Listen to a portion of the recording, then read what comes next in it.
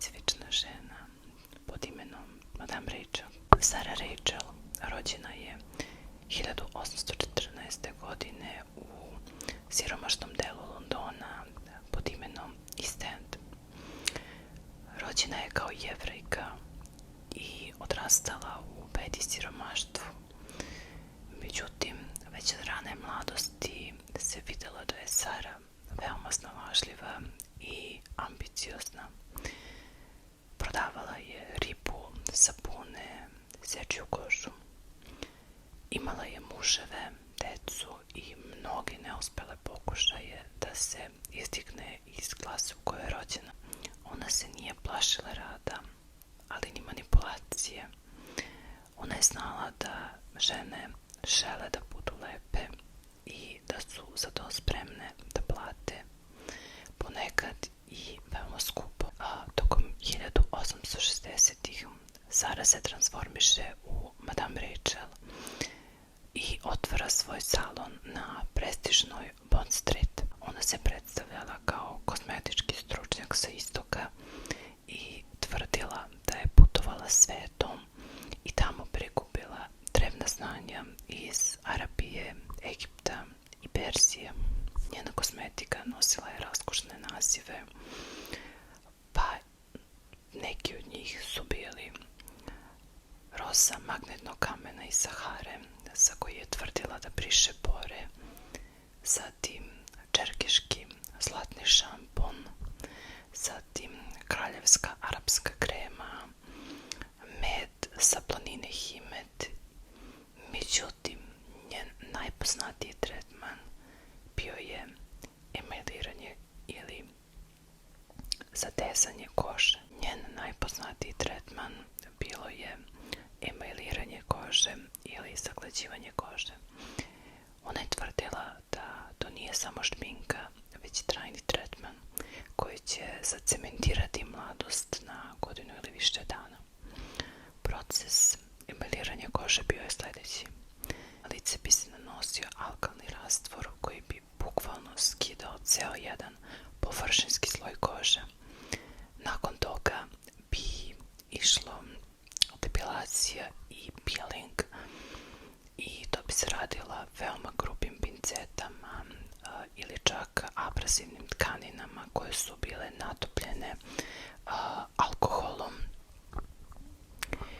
Nakon toga bi se nanosio taj čuveni email ili prosto gusta bela smesa i ona bi se onda ostavljala da se stvrdne na licu.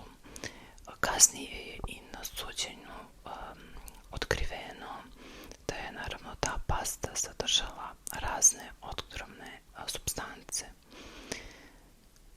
Nakon sušenja bi se na lice nanosio puder, zatim rumenilo i crna olovka za obrve. Rezultat svega toga bila bi naizgled zaglađeno i mlado lice bez pora. Međutim, zapravo ispod svega toga koža nije mogla da diše, a otrovne supstance su išle direktno u krvotok, što bi se završavalo veoma tragično.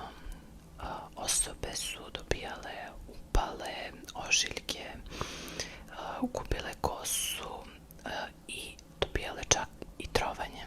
Atmosfera u salonu je bila magična. Bile su upaljene mirisne sveće, atmosfera je prosto delovala orijentalno i magično. Njene klijentkinje su uglavnom bile bogate žene iz prosto viših slojeva koje su bile očarane njenim salonom i one su verovale da kupuju luksus, a zapravo kupovale su samo iluziju. Rachel nije prodavala samo kozmetiku. Ona je prodavala i status.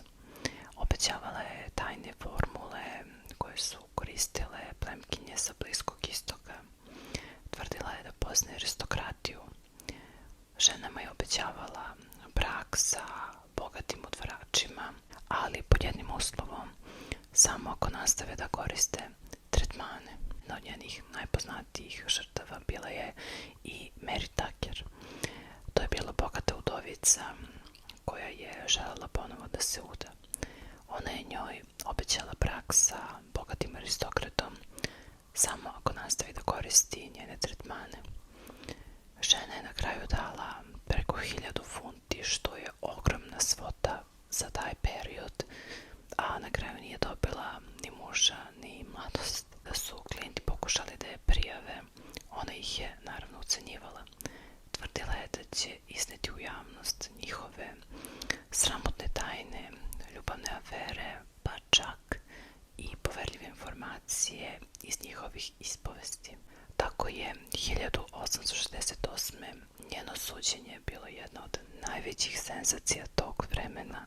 Sudnica je bila prepuna radosnalih novinara, radosnalih građana i naravno ogorčenih žena. Nazvali su je vešticom lepote, a štampa je bila preplavljena karikaturama njenih čudotvornih tretmana. Na suđenju je otkriveno da je njena kozmetika sadržala arsenik, olovo, kreč. Osuđena je na 5 godina teškog rada u zatvoru. Međutim, to nije sve. Nakon odslužene kazne ona izlazi iz zatvora i opet počinje sa istim radom. Opet otvara salon i svaki manipulator služila, dala je prosto novo ime salonu i služila se nekim novim trikovima. Naravno da je opet uhapšena i osuđena, ali ovog puta nije izdržala i umrla je u zatvoru 1880. godine. U svetu gde je lepota postala industrija, Madame Rachel je bila pionir, ne u nesi kože, nego u prodaji iluzije. Ona je prva shvatila da lepota nije samo u ogledalu klijenta, već i u glavi. I upravo tu je manipulisala. Nadam se da vam se priča dopala i da ste uživali. Ostavite mi neki komentar, lajkujte video i pretplatite se na kanal. A mi se vidimo u nekoj sljedećoj epizodi. Ćao, čao, čao!